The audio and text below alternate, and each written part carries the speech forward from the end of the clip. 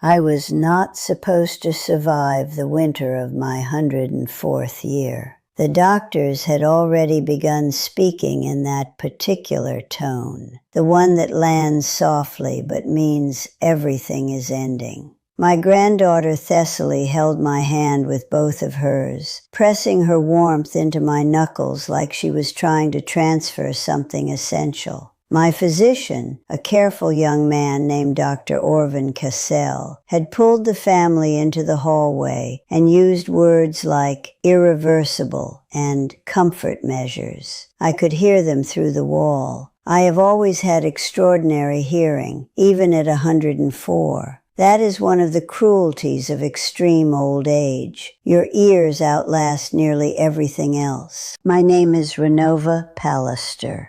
I was born in a farmhouse in the hill country of central Vermont, in a year when the world was still using horses more than engines. I have outlived 2 husbands, 1 child, 11 presidents, and every single person who ever told me what to believe. I say that not to boast. I say it because context matters. When you hear what happened to me in that hospital bed in late January, you need to understand who I was before it happened. You need to know the soil before you can understand what grew in it. I was, for the entirety of my adult life, a committed atheist, not the polite kind. Not the kind who says, I'm not really religious, but... and then hedges everything into comfortable ambiguity. I was the kind who read philosophy the way other women in my generation read devotionals. I dog-eared Bertrand Russell. I argued at dinner tables. I raised my daughter Coswin without a single religious ceremony, and when she married a Lutheran man named Peter Brandvik, I sat in the pew with the serene expression of a scientist observing folklore. I was not cruel about it. I simply did not believe. There was no God. There was matter and energy and time. And when the matter that organized itself into Renova Pallister stopped functioning, Renova Pallister would simply cease, like a fire going out. No ember, no smoke trail curling upward into anything. That was my position for 8 decades. And then came the night of January the 19th. My heart stopped at approximately 2:17 in the morning. I know the exact time because Thessaly, who had fallen asleep in the chair beside me, later told me she woke to the sound of the monitor alarm at 2:17 and saw the line go flat. The medical team arrived within 40 seconds. I know all of this because they told me afterward, reconstructing the timeline the way investigators reconstruct an accident, carefully, in sequence, making sure every detail connects to the next. But I was not in that room during any of it. Let me be very precise about what I mean. My body was in that room. The body that Dr. Cassell and his team worked on for 11 minutes and 40 seconds was on that bed, under those lights, surrounded by those machines. But I, whatever the I is that remembers and narrates and chooses words, I was somewhere else entirely. I want to resist the temptation to reach for beautiful language here. Because beautiful language is a kind of seduction, and I am a scientist's daughter and a rationalist's widow, and I owe you honesty more than poetry. So I will tell you plainly what I experienced, and I will not dress it in borrowed robes. There was a corridor, not a corridor like the ones in hospitals, with linoleum and fluorescent tubes and the smell of antiseptic. This was something more like the idea of a corridor, a passage that implied direction without having walls you could touch. The light inside it was not coming from any source I could identify. It simply was, the way heat is in the center of summer, sourceless and total and warm. I was moving through this place, and I understood, with a clarity I have never experienced while living, that I was not moving my legs. I had no legs. I had no body at all. I was pure attention. I was only the part of me that notices things. At the far end of this corridor, and far is an inadequate word, because distance there does not behave the way it does here, there was a presence. I will not call it God. I want to be careful about that word, because it carries centuries of institutional baggage that distorts everything it touches. What I encountered was not the God of any church I have ever sat in, or any scripture I have ever argued with. It was something that I can only describe as an intelligence so vast that calling it intelligent seems almost insulting, the way you might call the ocean damp. It was aware of me in the way the sun is aware of everything it touches, not personally, not with favoritism, just utterly, completely, without the possibility of indifference. I had no fear. That is the part that stays with me most vividly, more than any image or word or feeling. I, Renova Pallister, who had feared death since I was 9 years old, and watched my father's casket lowered into rocky New England soil, felt no fear whatsoever. It had been burned entirely away. What remained was something I can only call recognition, the sensation of arriving somewhere you did not know you were heading toward, but which, the moment you see it, you understand you were always moving toward. And then something happened that I genuinely cannot explain, using any framework I have ever trusted. The presence communicated with me, not in words, not in English or in any language. It communicated the way sunlight communicates warmth, directly, without a medium, without a message that could be paraphrased. But what it communicated, I can paraphrase, because it translated itself into something my mind could hold. And what it gave me, translated into the closest words I have for it, was this: the suffering is not permanent. The division is not permanent. What is being torn apart right now, in your country, between your people, is being torn apart because something underneath it is trying to surface. The pain is not punishment. It is pressure. And pressure, applied to the right material, produces clarity.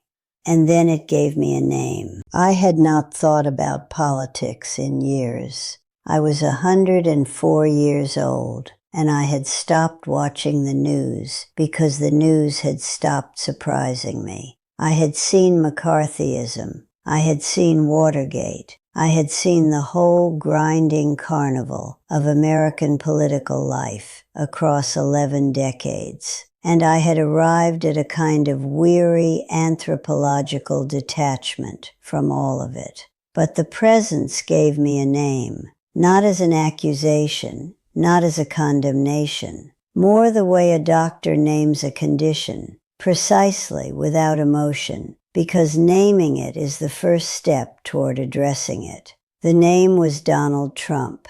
And what the presence communicated about him was not what I expected. It was not anger. It was not judgment. It was something far stranger and far more difficult to carry back into waking life and explain to people without sounding either deranged or manipulative. What the presence communicated was grief, a grief so immense it made my own lifetime of accumulated losses feel like a single cold morning. A grief not for what this man had done, but for what he had been given to carry, and for what so many people on all sides of the arguments about him had failed to understand.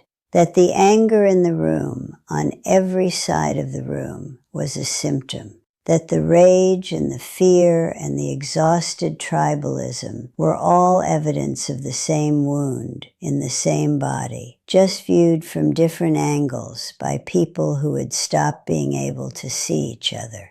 The presence did not take a political side. I want to be absolute about that because I know what you are expecting. You are expecting me to say that God told me Trump was a monster, or alternatively, that God told me Trump was chosen. The presence said neither of those things. It transcended that entire framework the way the ocean transcends an argument between two people on a beach about which direction the shore curves. What it said, what I received, was that every human soul currently living is engaged in a task far more significant than any election, any policy, any legislative agenda.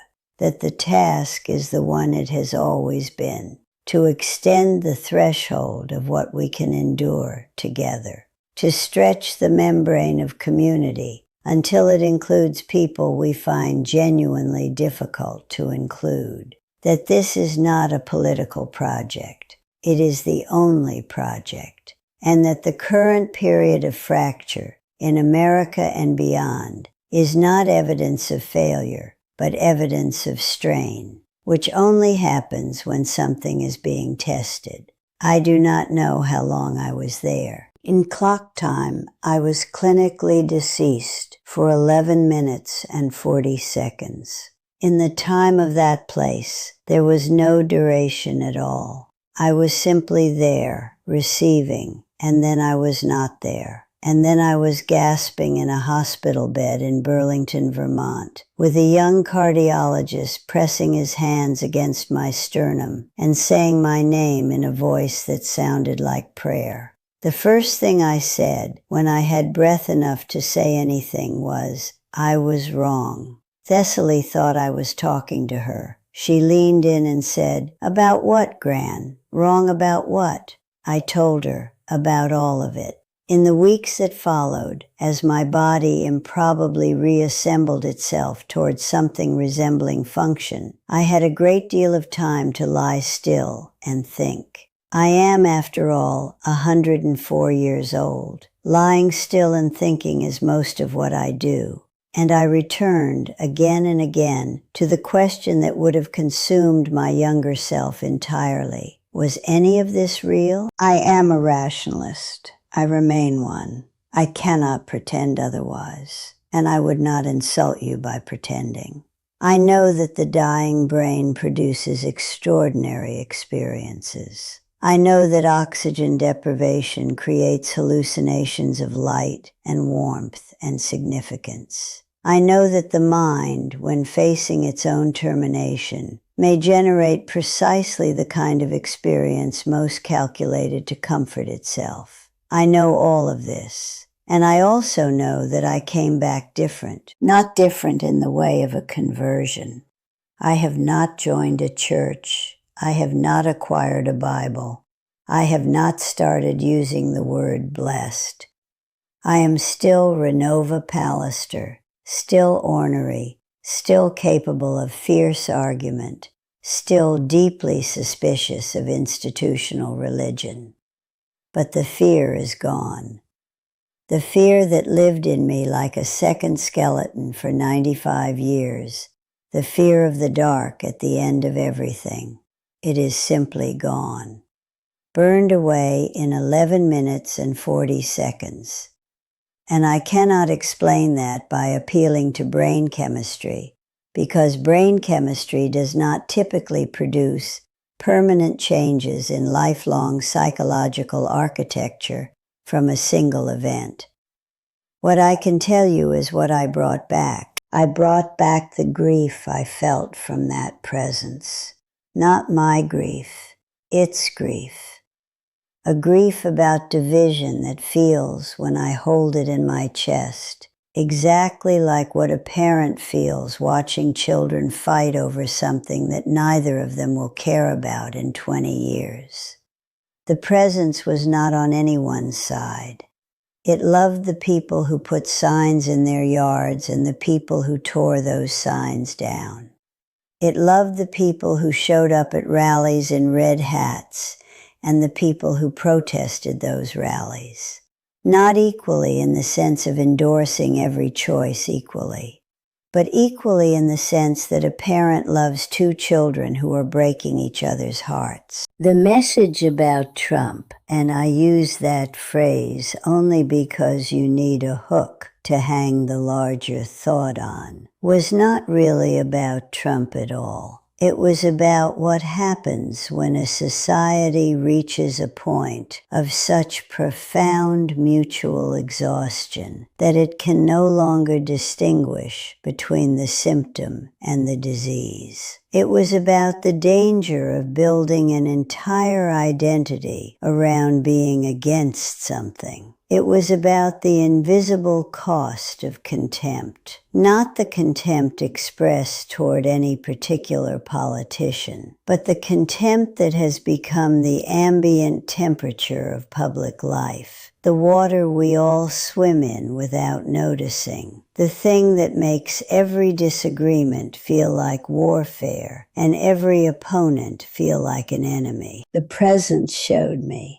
And this is the image that comes back to me most clearly, the one I can still see when I close my eyes. A vast room full of candles, thousands of candles.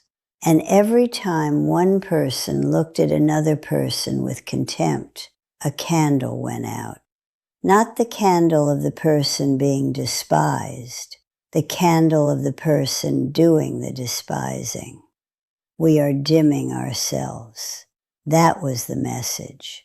However you feel about Donald Trump, however you feel about the people who support him or the people who oppose him, the act of contempt, the practiced, pleasurable, identity-reinforcing act of treating another human being as beneath consideration, is costing you something you cannot get back at the pharmacy or the polling station. I am 104 years old. I have seen this country at its worst, and I have seen it at something approaching its best. And the difference between those two states has never been about which party held power. It has always been about whether ordinary people, in ordinary moments, chose to stay curious about each other or chose to retreat into the satisfying warmth of righteous certainty. The presence did not tell me how to vote. It told me how to see. And what it wants, if I can use that word for something so far beyond wanting as I understand it, what it wants is for us to see each other again. Not to agree, not to dissolve our differences in some comfortable amnesia, but to see each other as people engaged in the same frightening task of being alive in uncertain times, each carrying a weight we didn't entirely choose and cannot easily put down. I did not expect to be here to tell you this. I did not expect to be anywhere after the 19th of January.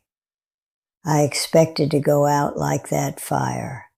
No ember, no smoke trail. And instead I am here in a reclining chair by a window that looks out over a yard where the snow has finally started to melt, dictating these words into a small recorder that my great-grandnephew Idris set up for me, watching the first pale suggestion of spring work its way up through the frozen ground. I do not know what to call what I experienced. I do not have a theological category that fits it cleanly, and I am too old and too stubborn to invent one just for the comfort of having a name. What I know is that something happened, something that was not nothing, something that changed the character of every moment I have had since. And the thing it most urgently left me with, the thing I feel the most pressing need to pass along before I eventually and permanently go, wherever it is we go, is this. We do not have as much time as we think we do, any of us. And the time we have is being spent at an extraordinary rate on the maintenance of hatred that does not serve us, and division that does not protect us, and certainty that does not enlighten us. The candles are going out, and the room is large enough that most of us have not yet noticed how dark it is getting. I am not asking you to believe what I believe, or to disbelieve what you believe. I am not asking you to change your politics or your theology or your preferred news source. I am asking you to consider the possibility that the person you most disagree with is carrying something real, even if you cannot see what it is. I am asking you to try, just try, to hold your contempt a little more loosely, not to abandon your convictions. Convictions matter. But to hold your contempt loosely, because contempt is the most expensive habit a person can have, and you are paying for it with something that cannot be refunded. I was wrong about there being nothing. I was right that what is there does not resemble the God of any institution. And I am here, improbably, at 104 years old, with a repaired heart, and a new kind of fear, not of death, but of waste, of the waste of all these brief and irreplaceable human moments spent in the cold pleasure of being against each other. That is the message I came back with. That is all of it. If this reached something in you, if even a single sentence landed somewhere that mattered, I would ask you to subscribe to this channel, so that more of these conversations can find the people who need them. Not because I need an audience. I am 104 years old. What I need can fit in a reclining chair by a window. But because these stories deserve witnesses, and because you coming back to listen is a small vote for the kind of world where old women with repaired hearts are still given the grace to be heard. My name is Renova Pallister. I was an atheist. I died for 11 minutes, and I came back with the light still on.